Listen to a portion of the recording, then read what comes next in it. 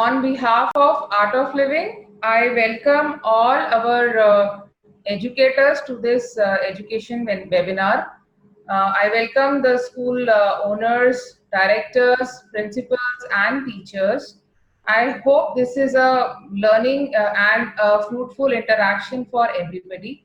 I would start by introducing myself. My name is Roma, and by profession, I am a lawyer. And I am an Art of Living faculty. I'm teaching these programs for children, teenagers, and teachers and adults since 2007.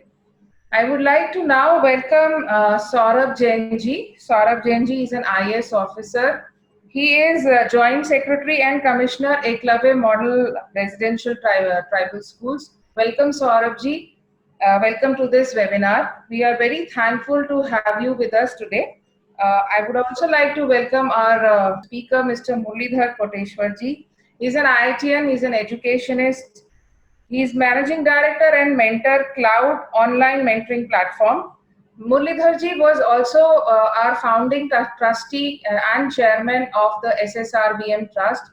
He has the experience of establishing over 100 schools for Sri Sri Ravi Shankar Vidya Mandir Trust. Murlidharji has traveled worldwide to teach the Art of Living programs to over lakhs of people all across the globe. Thank you, Murliji. Thank you very much to be here with us today. So we will start the session today with Saurabh Jainji. He would be throwing some insight on the topic for today: challenges in education during COVID-19.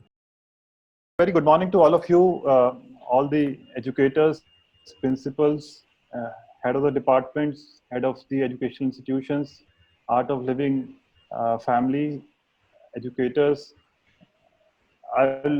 It's indeed a privilege for me to attend this workshop about the scenario of education in post-COVID-19 situation.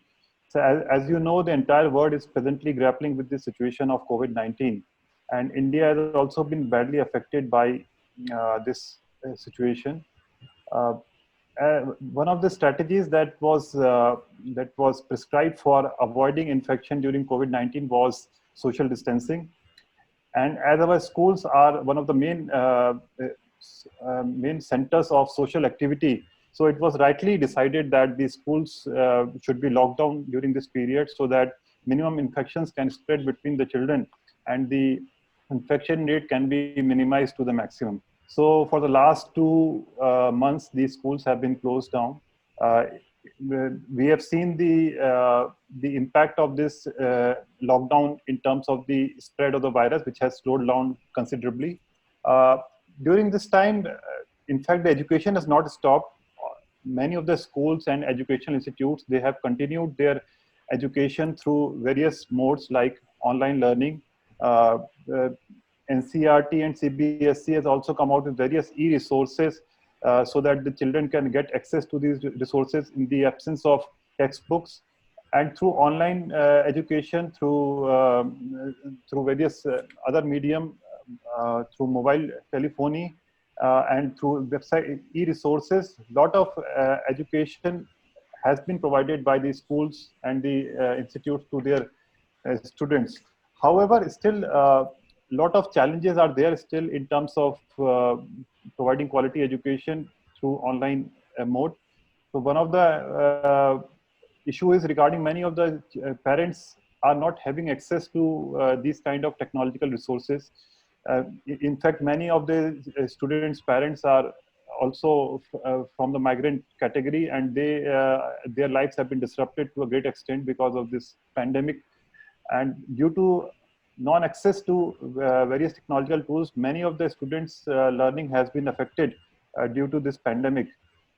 So there are a lot of challenges even while the situation is going on. And I feel that challenges will only increase once these schools will start reopening. But there are certain positive aspects also that we have seen during this time when the schools were closed and the children were staying at home. So they have they are able to spend more quality time with their families. They have seen the importance of labor. They have seen the importance of work that their families or their house helps are doing, and they can better appreciate the enormous support that they provide to the families. So the dignity of labor has actually been, the students have really appreciated that. Moreover, the concepts of empathy, compassion also have developed among the students in these times. And I think these are the values which the education system in normal course should develop in the students, but because of overemphasis on teaching and learning and memorizing, these aspects somehow they were neglected in our traditional mode of studying. But now this lockdown has enforced the students to stay in their homes, and they are appreciating these values and appreciating the nature also. So in a way, this lockdown has also helped in developing the overall qualities of students and make them a better human being. Uh, I think there are certain issues that the schools will grapple once they will start. They will start the process of uh, reopening their schools. So they have to make various decisions and various changes so as to ensure that when the schools will open for their students, it will be safe, comfortable, and the parents will not have any hesitation in sending their wards to the schools. So the strategy will be focused on three parameters. One is the social distancing. Second is maintaining the health and hygiene standards. And third is the learning and assessment. So the schools have to ensure that before even the reopening of the schools, they have to ensure that the schools are safe and sanitized. Proper social distancing provisions are being maintained in the classes. So at present, if a class can accommodate, say, 40 students, after the schools will reopen, it will not be able to take more than 15 or 20 students in one go because of the social distancing issues.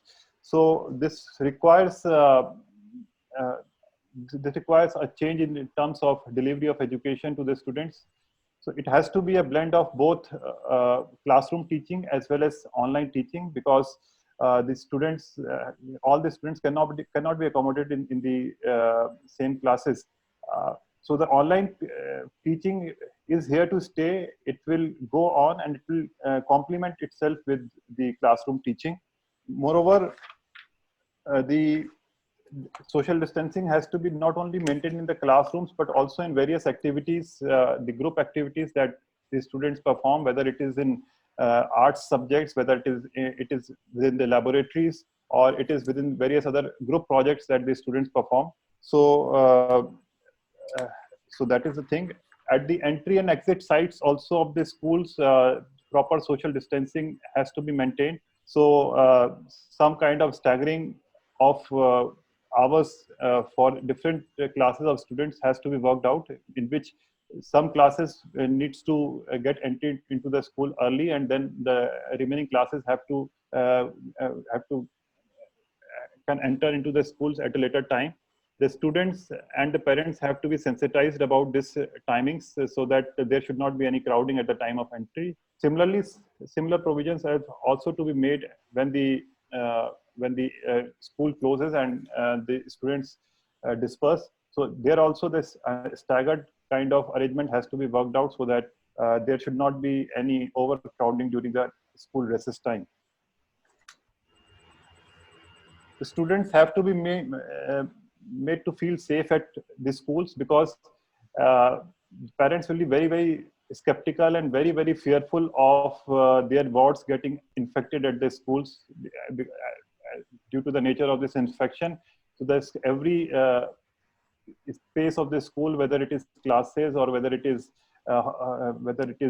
toilets, all things have to be sanitized. The schools have to demonstrate that they are taking all the necessary precautions to ensure the safety and health of their students. So that is very, very important to ward off any kind of doubts in the mind of the parents.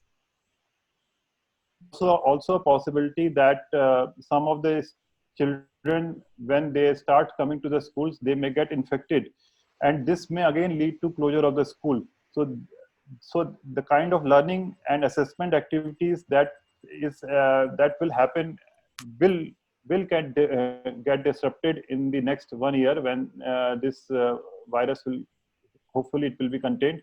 But during that time, all these challenges will keep coming up, and the educational authorities have to brace themselves for handling these challenges.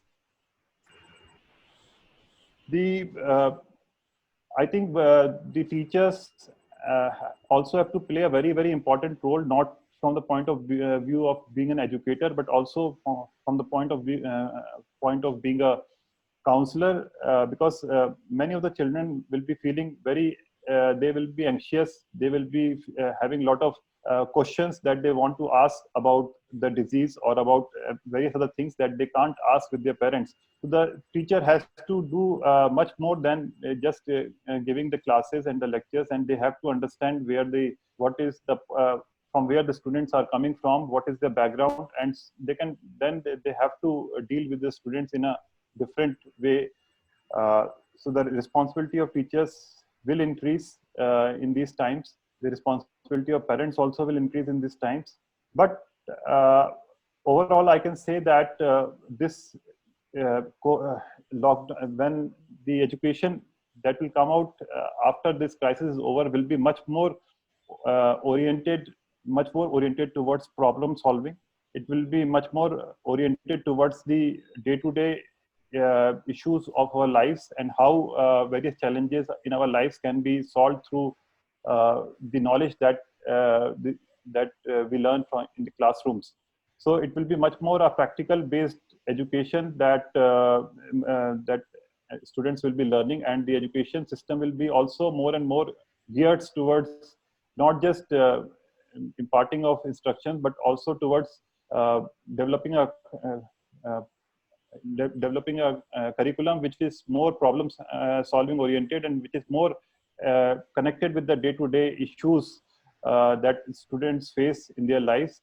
And in fact, ultimately it will lead to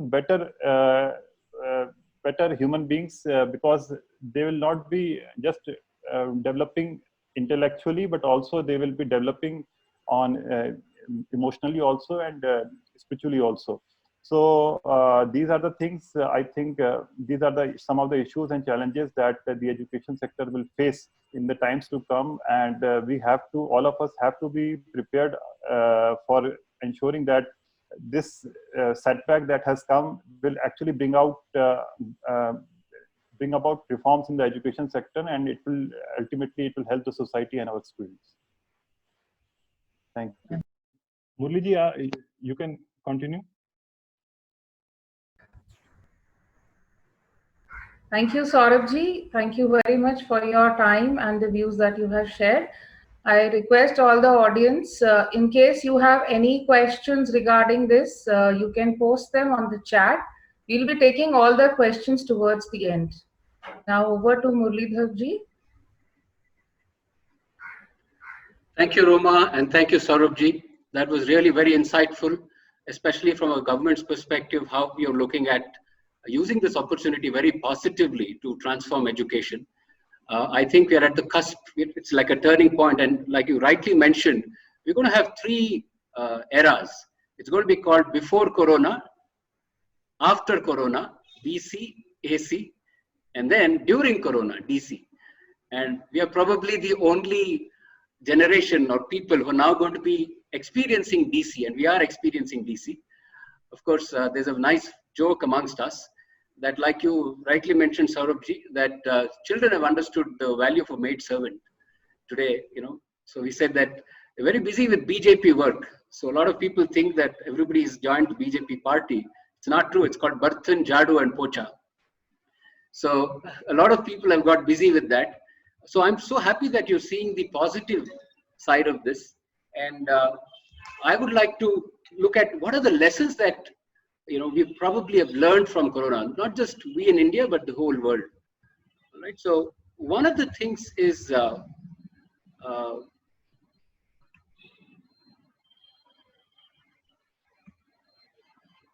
it's been months since we wore our boots, but it looks like nature is rebooting. Now, you must have seen this video. This is Ganga just before Corona. I hope you're able to hear a little bit of the sound. You can see the water, it's not so clean. There's enough and more noise. This is expected, right? This is from Ganga and it's been that way for many, many decades. But let's look at what's happened now. Fast forward this.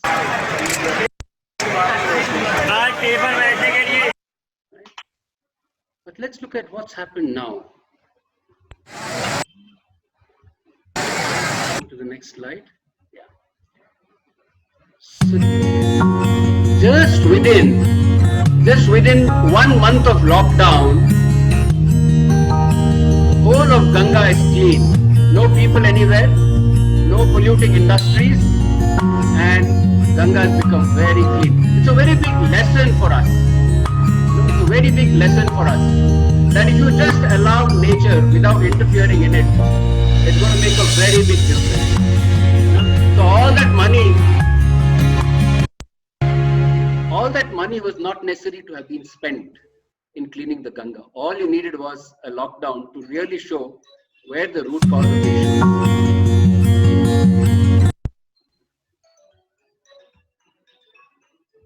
All right. So that was one lesson. What is the main lesson? That, nature is rebooting. You do not interfere with nature. It's going to make a big difference. So it's a big lesson to all of us who are in the field of not just education, but in climate change, ecosystems. We're going to allocate so much funds to this, but all it needed was to identify the root cause and find how we can make it better. That's one part. The second one is the whole world thought bigger is better. If you look at it, New York became one of the main cities in the world to have skyscrapers, tall buildings, lots of things, and every country in the world started copying. The Middle East wanted to build the tallest building and everything. And so even though New York as a county, as a state, had a lot of space, but they went and ended up in one small place near the waters, huge number of buildings, bigger the better. It was catering to humans' ego. But a small virus proved small is beautiful. About 60 years ago, Schumacher had written this book about carbon footprints of how, if we have to take care of this Mother Earth, we have to have a minimal carbon footprint to live our life simply. And it's been there in the ancient Indian texts as well, right? Think high but live light. That is, think global but live local. Very simply, with very minimal needs, but think have really high thoughts. Go after high knowledge. So that is the second lesson that COVID has taught us. The third one is that, if you look at it, this is what we've been doing for a long time. The rat race. It's just running around, a rat race. But COVID has taught us that we were in a rat race, and now it's really slowed us down and made us ponder the value of life. We had a singer, Monali Thakur, yesterday. She was sharing that they were how a singer's life is. A lot of video recordings, audio recordings, shows, and really hustle and bustle, pursuit of a lot of money. Every show you get lakhs of rupees, everything pursued. But suddenly the lockdown, 2 months she's in her husband's house in Switzerland. She's been spending time with the mountains and rivers amongst nature. All her stress has gone away. She's just understanding now what is the real meaning of life. Some things cannot be bought with money. So this also has to get into our education system. Like Saurabhji rightly said, that we have to really look at the bigger picture now. What is the real purpose of education? What are the learning outcomes? What should we do as problem solving? And for example, problem solving. One of the main things about problem solving is going back to Einstein's quote. He said 60, 70 years ago that the problems of this world cannot be solved by the same level of thinking that caused them in the first place. So we have now, as adults, caused so many issues in the world, and we want our children in our education system to solve these problems. And we cannot give them the same knowledge and training that we've got. We have to think a little out of the box. We have to encourage and nurture their creativity. And hopefully this crisis, this pandemic, is going to give us an opportunity to revolutionize what education really should be. So institutional lockdown, institution shut, and during this lockdown is making us rethink learning and evaluation, right? So is it going to be totally different? Are we going to have everything online? Has Education 4.0 truly arrived, where anybody can learn from anywhere, from anyone at any time, and not worry about institutions? I don't think so. You know, do we need to worry there'll be no classes anymore? So here's a video from a lady in the US. Mrs. Smith, I don't understand why my child got an A- on that project when she clearly deserved an A+. Thanks a lot. Mrs. Smith, I do not understand how my child did not get the lead in the school play. She was born to shine. Thanks a lot. Light on, Muddy. Mrs. Smith, I don't understand why my child is still struggling with these math problems. You are clearly not doing a very good job teaching her. Thanks a lot. Mrs. Smith, I don't understand how you have the patience you do. I love you. Thanks a lot.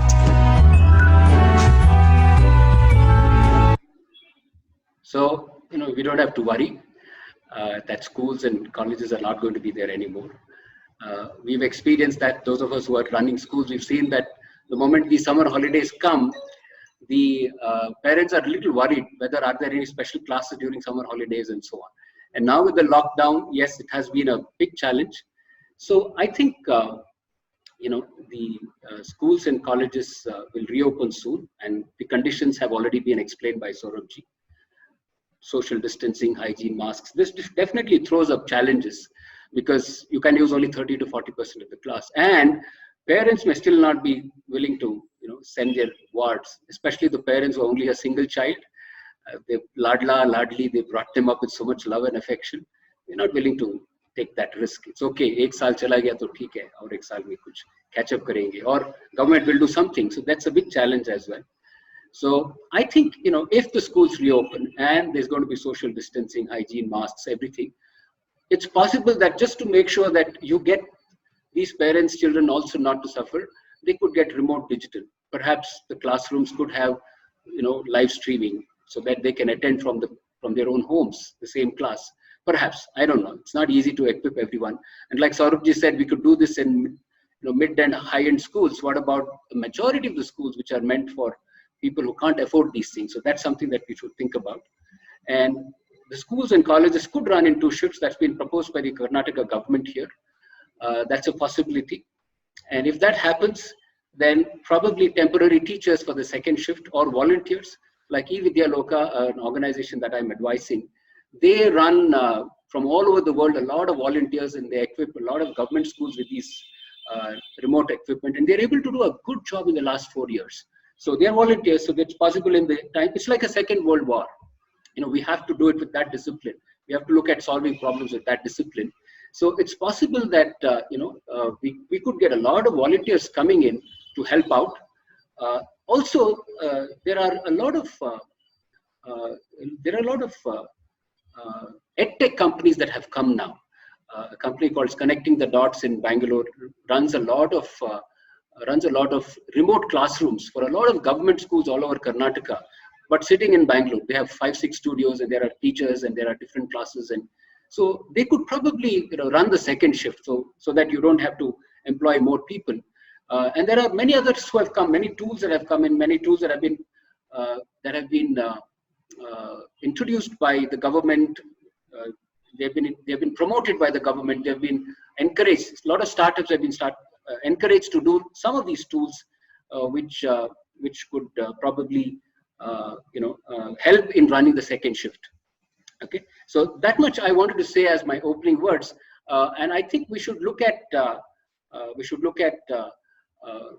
this opportunity to really see what should be the real outcome of education, and look at these small challenges that are definitely coming in now as an intermediate challenge, and definitely we can all work together to see how we can address them, go to their root cause, solve them.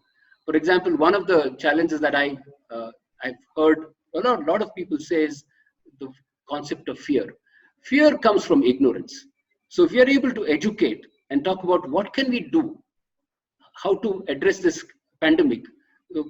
Giving data, appropriate data, will ensure that we are not in fear.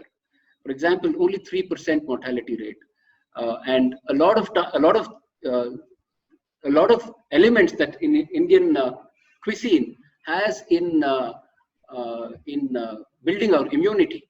So educating parents and students in that, pranayama, meditation, yogasanas, any of these things which help build immunity, all of these elements, the moment you educate parents, teachers, and students, that elimination of fear itself will give them more confidence to come back to school.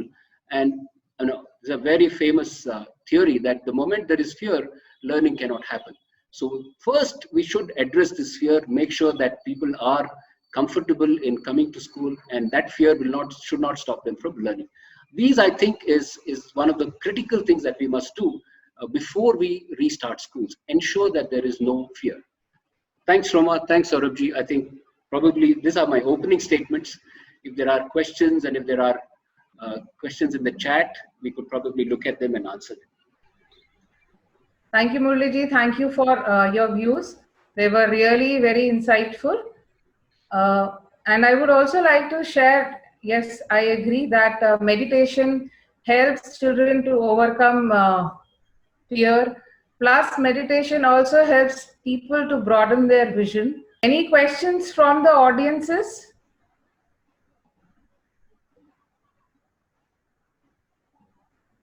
There is a question for Saurabh sir.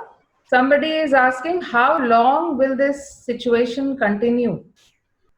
Look, it's anybody's guess how long it will continue, because how the virus will behave is nobody knows actually, and the situation is changing every day. So nobody knows how long it will continue. But one thing is sure, as I have said, that the education will no longer be the same again, and it will be only for the better. And regarding in terms of logistics, I definitely believe in the next 1 year at least, it will be a blend of both online education as well as education at the schools, because we have to maintain social distancing at the schools. So the schools will be running at 30 to 40% of their capacity at any given point of time. So the academic calendars have to be designed according to that, whereby some classes can be taken at the schools and the remaining can be carried out through online. Thank you, sir. There is one more question. This is again for Saurabh sir. What kind of screening is required when the third situation comes in? That is post-COVID, what kind of screening is required? Yeah, so as I have said, first of all, the schools, the social distancing has to be maintained at the schools. So the classes, in terms of separation, furniture, adjustment of furniture also, that is required in the classes. Similarly, at the entry point, when the students are entering the school's premises, there should not be overcrowding. So at least in the initial phase, some kind of public address system has to be there, sensitizing all the students and their parents who are leaving their wards to the school, so that they should ensure social distancing. Some staggered entry into the schools has to be done. Similarly, safe exit also has to be ensured in terms of different classes having different closure times of the schools. Also, I think when the schools open, it should not be open to all the students at once. First, the higher secondary students should be allowed to join the school, and thereafter, slowly, then the secondary, the upper primary, and the primary. So I think that the younger children should be admitted to the last, so that by the time all the arrangements are in there and they are least prone to any infections. And regular screening at the entry level has to be done through some thermometers, like it is happening now at every establishment. So symptoms like flu or some running nose or fever has to be seen. And in case some students are showing those symptoms, then they should be asked to go to their homes and have their studies from there. One thing more I want to say is that we should not emphasize on the marking on attendance. Like many of the schools, they insist that you should have 100% attendance. I think we have to done away with this kind of system, and we have to rely on the wisdom of the parents as well as the student. If they are not feeling well, let them stay at their home and let them learn from there. Should not insist on having attendance compulsorily at the schools and giving marks for them. Saurabh ji, there is one more question. I think a lot of government institutions are facing it, and you're the best one to answer it for all of us. How to help EWS students? Most of them are not able to connect to online platforms. This is a big challenge. Yes, that is a challenge. And in fact, in our schools, like the tribal residential schools, we are procuring laptops, iPads, and we are providing these students with these facilities.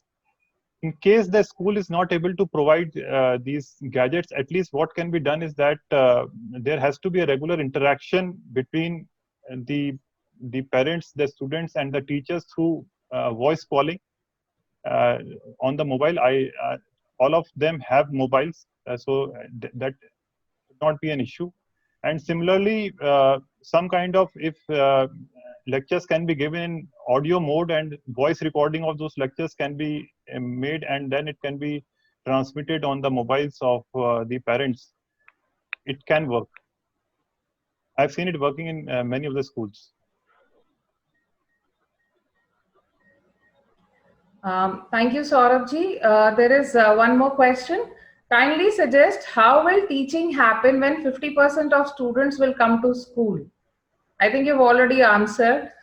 Teaching will happen in normal course with proper social distancing, and those students, they will come, and then the next session they can take online, or maybe the homeworks they can take online, or some. So it has to be a blend. Thank you, sir. Thank you very much for sharing your views. There are a lot of educators. I'm sure you must be using many solutions, creative solutions. You can also share your solutions on the chat.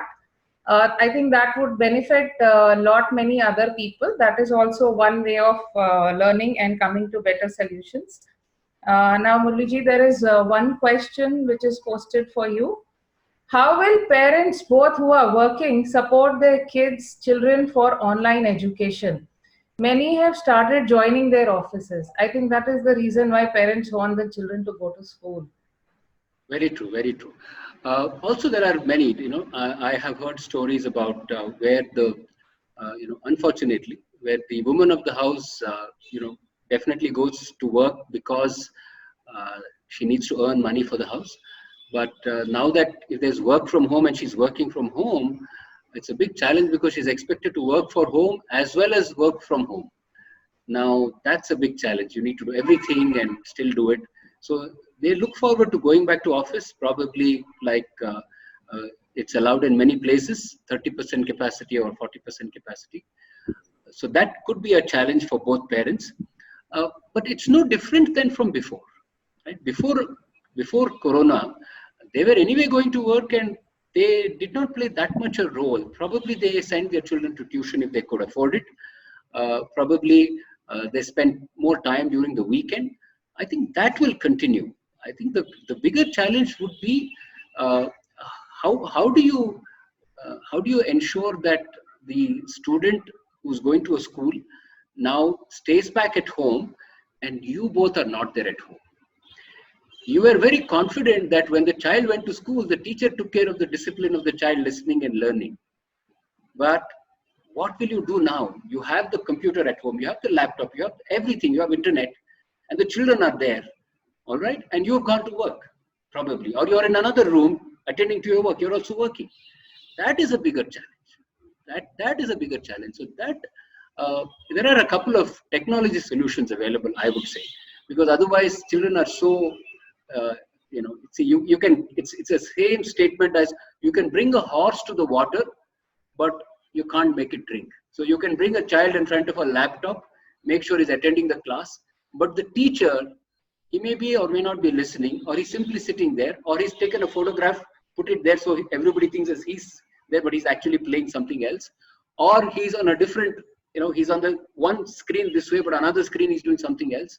How do you know all of that? There are a lot of people working on technologies and tools which will make sure your main teacher's screen is the main screen and the only screen. In China, they used an app for that. They made sure that every classroom had a particular app signing and everybody was on it and they had to be on the app. And if they were not on the app, you knew for sure they were not. And when you opened the app, you could not open anything else. So such things could be possible. But I would say that you're still putting too much of focus, like Saurabh said, on attendance, on students and so on. Why can't we become better teachers? Why can't we be such teachers that people love to come to our class? Why can't we learn how to become great online teachers? So, if there are some possibilities, I'm willing to help a lot of people. There are many other teachers I know who do training to teachers to become better online teachers. So when you do that, you're able to make that learning fun, share some puzzles, share some humor, and make children give some problems. And like Saurabh said in the first part, make it a problem-solving learning rather than memorized learning. So NCERT, CBSE will have to look at this whole thing completely differently now. You cannot have whatever Google can give. Why do you want to make the children memorize it again? Just make sure that you have viveka, discrimination, so that false things are not shared, but focus on problem solving, focus on becoming a great teacher who gives that viveka and discrimination. You will become that, the children will want to come to you. And like they said in the Three Idiots movie, you didn't like a class, walk into another class. So that's going to happen. You'll have lots of classes happening. You don't like one class, but there is an outcome required. You will walk into another class. You log out of that class, walk into another class. So it was like that at IIT when I studied. So we had Physics 101, but there was one professor called Balkrishnan, who was a directly student of Feynman. His class was amazing. And all physics classes happened at the same time. We would bunk our class teacher and would come and attend his class because his class was better. He was supposed to teach only one batch, but all the other 4 batches would come and attend his batch. So his batch was always in the largest classroom of the campus. It had to accommodate 250 children because all the others would want to come and sit in his class. And after 1 week, 2 weeks, everybody gave up, and the other teachers also started coming and sitting with us in his class. So I have a feeling that's what's going to happen. You're going to have teachers vying for the attention of students. And if the teacher learns to be a great teacher, I don't think learning will stop. Thank you, Murliji. I agree with you. And one short way of basically becoming a great teacher is to work on ourselves. Absolutely. Absolutely. Right. And I feel that meditation is a very good tool towards that. Many of us would have seen that that the same set of children behave differently to different teachers. So it is not the children, but probably the teacher. Right? And somewhere we need to learn to deal with our minds before we start dealing with the children's mind. That was my experience as a faculty for students for children. So I would suggest that all the educators should spend some time meditating, working on their energies. And these days, Gurudev, His Holiness Shri Shri Ravi Shankarji, he is conducting meditations globally on live platform twice a day at 12 o'clock and 7:30 in the evening. You are all welcome to join these meditations. We'll also share a meditation link in case you are busy, you cannot do a 20-minute meditation. You all can do a 10-minute meditation every day, which would really help you to relax and de-stress, and possible solutions to all these problems would definitely come. As it is, we are doing so well, so good. It was very quick and fast response from the schools to convert to an online platform. And we really applaud everybody's efforts towards that. I think the parents are now realizing the pains that the schools have to undergo handling their children. There is one more question from Mr. Mukesh Sablania. how to generate faith in parents once the schools reopen, because I'm sure a lot of them would still have fear of sending their children to school. This is like going back to the 1940s when people didn't want to send their children to schools. So Murliji, Saurabhji, we would like to have your views on that. First, maybe Saurabhji, would you like to share? Yeah, so as Murliji has very clearly mentioned that you can remove fear through knowledge, removing the ignorance. So if the school authorities can convince the parents that they are following the best practices of social distancing, they are maintaining health and hygiene in their schools, their buses, their transportation, then I think it will serve to a great extent in removing the fear from the minds of the parents, and they will be much more comfortable in sending their thoughts to the school. So it's all depend upon the kind of preparedness that the school shows in terms of classroom structure, in terms of health and hygiene practices at their school premises, and also the kind of infrastructure that they have created for ensuring that. Apart also for the transportation, if that can be maintained, the parents will be much more comfortable. Murli can add to that. I think exactly along the lines what you said, they should record all this on video. People are not going to believe otherwise. The school should record all of these things on a video and share it on WhatsApp to all their students' parents. You should say, this is what we are doing. We are making sure we have trained our staff. This is what we are doing. This is what we are using. Educate them in a way that it's fast, that it's believable, and that it's not just a circular or a document. And today we are so lucky, we have great mobile phones. You don't need to call a videographer and do all that. Just take your normal mobile phone, use a nice mic, put it close to you, walk around the school, record it as a video, send it. And I think that will make a difference. We have to convince them. There's a question also from Dr. Agarwal. He said, how do you really think social distancing can help? Will it happen?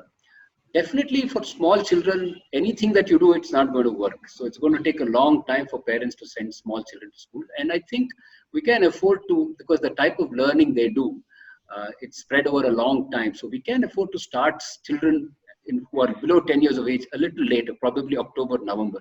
I don't think we should start children schools for them much before that. But the others, whoever are intellectually convinced and who can be convinced by videos and by what happens. For example, Boris Johnson is the greatest example of what happens if you ignore advice.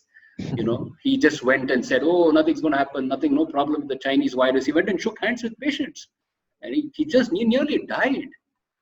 So that's a great example that is given to the rest of the world. So that will help educating the students to maintain that social distancing. So yes, I think these I would say, very effective means of communication, very scary means of communication have to be used to ensure that they get it it's like a war-like situation.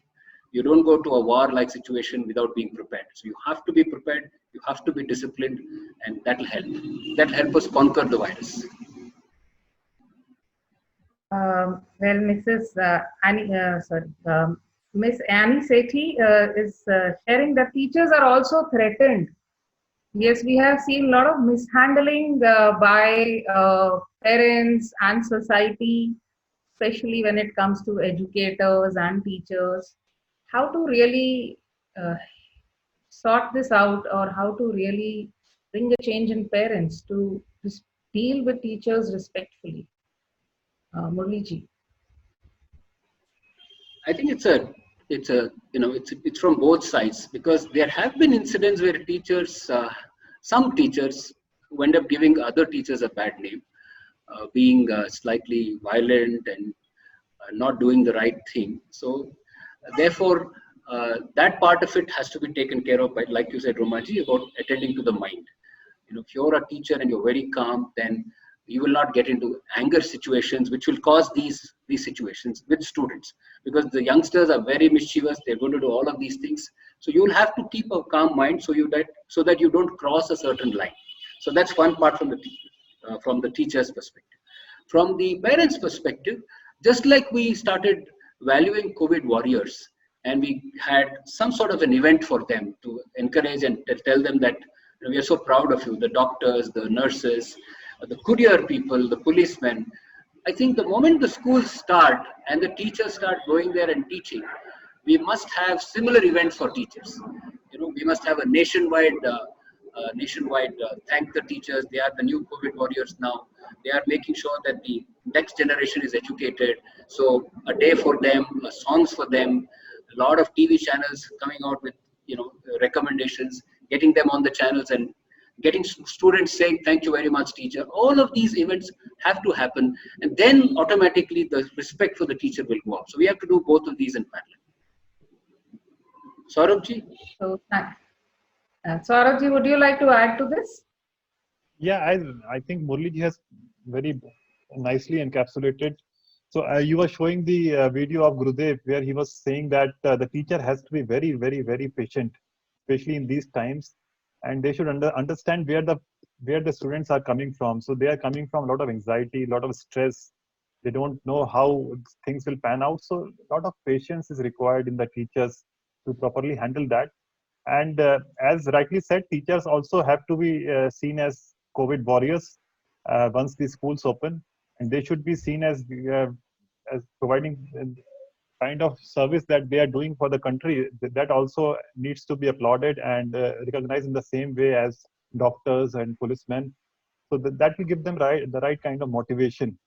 And we have seen health workers also. Initially the society has some parts of the society is having negative views about the health workers, but slowly and steadily when they recognize the contribution made by these health workers in containing this pandemic, the society is now appreciative of their service, and they are in fact showering petals whenever these health workers go to their societies. These societies are showering petals on them.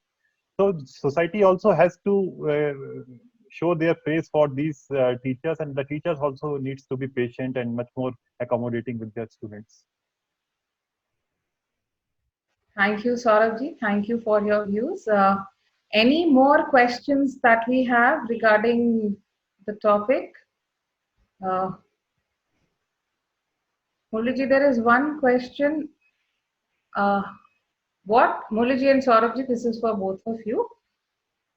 What do you see is the future of Indian education system post COVID-19 situation? How do you see it as? What is the role? I think, as I have mentioned earlier, education system will only improve. So instead of just memorizing and just reproducing all the content that you have memorized in the exams, it will be much more on problem-solving approach. The skill sets that are required for problem solving, that will be enhanced. Moreover, the purpose of education, which is to make you a empathetic, a compassionate person who cares about the dignity of labor. So with these kind of experiences that the students are having while they are staying at homes, when they are seeing their mates doing the kind of job, the kind of contribution that they are making to make their lives comfortable, the kind of compassion that they see around people, so that will definitely help them in making a better human being. They are better able to handle the problems and the challenges that the society, that the life will throw upon them. And as it is rightly said, that life is the best teacher. So with these circumstances and with these challenging situations, they will come out as a better human being, and they know how to, they will be much more resilient in their approach. And I think kind of citizens that we will be getting after this COVID-19 will be really, that will be an asset to the country. Thank you, Saurabh. You really put it up very well. I would say education 4.0 would have come anyway, but COVID has really fast forwarded it. Yesterday's news from the US is University of California, Berkeley has said that they won't take SAT scores anymore. And Saurabhji, SAT scores is purely based on some, one aspect of your personality. And 30% of Google, Facebook, and Apple today, 30% of the employees, that's in thousands and thousands, do not have a formal education. They They are not from any of those big universities and so on. So the society per se is going to get together for Education 4.0. Schools will be a very important component, but not the only component. So society will get to work along with the schools, with the technologies, with the requirements, with knowledge, with the, so eventually the personality of the student coming out and wanting to work with companies, work in government, work in society will be the differentiator. And therefore, just one aspect of education, the knowledge, is not good enough. The presence will be important, the personality will be important. So people like the art of living, the knowledge that is shared in all courses, how to improve your personality, faculty development programs, all of this will become very important for Education 4.0. So I think a lot of startups are being encouraged, a lot of technologies are coming in. That's one part. Teachers, the schools, second part. The third part is, how do you improve overall personality? How do you really become some things that cannot be measured by numbers? How do you become more creative, more problem solving, more empathetic, working with other colleagues, teamwork? All of these elements become really important, because you can do teamwork now sitting at home. Teamwork doesn't mean just working together, but a lot of these things will change. And I think definitely Education 4.0 is going to be much better than what we have, and it's the revolution that we've been waiting for. So we must, in one sense, thank the virus for it. Thank you, Muraliji. Surely life skills education, meditation is the way forward, and it really helps us in coping up with this change that has come too fast for all of us. There is a Miss Vanishri Agarwal is sharing, I felt meditation or other techniques help to keep mind calm and is very important for children. Thank you, ma'am. Thank you, Vanishri ji. Are there any other questions from our audiences? So, thank you. We would just thank our speakers. Thank you, Saurabh sir. Thank you very much for your views. It was a great insight. Thank you, Murali ji. Thank you for your views. Thank you, both of you, for your time. I would like to thank all the educationists who participated with us. We have a list of schools who are there with us on board today. Hope that we can continue this platform, the learning platform, on an ongoing basis. Thank you, all of you, for participating. I would especially like to mention there's a group of Rotarian educators who helped us in putting this event together. Thanks to Dr. Sushil Khurana, Dr. Ravi Gugnani, Dr. Rajesh Hasija, Shri J.K. Gaur, Rotarian Prashant Sehgal, Rotarian Mridula Khatri, Rotarian Sachin Vats. Thank you, all of you, for your support in helping us spreading this information to so many more people. In case we have missed out any of the schools' names, that is not deliberate. Still, we acknowledge everybody's presence. It was really a pleasure having you all taking out time from your busy schedule. I would like to thank Sanskriti School, which is also there with us. We would be sharing the feedback with all of you. The feedback form, we would look forward to your feedback on this event. Is there anything, Murali ji, that you would like to add, or Saurabh ji, you would like to add? Like to thank the teachers. Like to thank the teachers and the participants, because it is any knowledge is useful only if the people participate. So thank you very much for your time. And thank you to the entire organizing team of Art of Living. We would also share the meditation links with all of you. Thanks a lot. Thank you so much. Thank you. Ruchira, you can share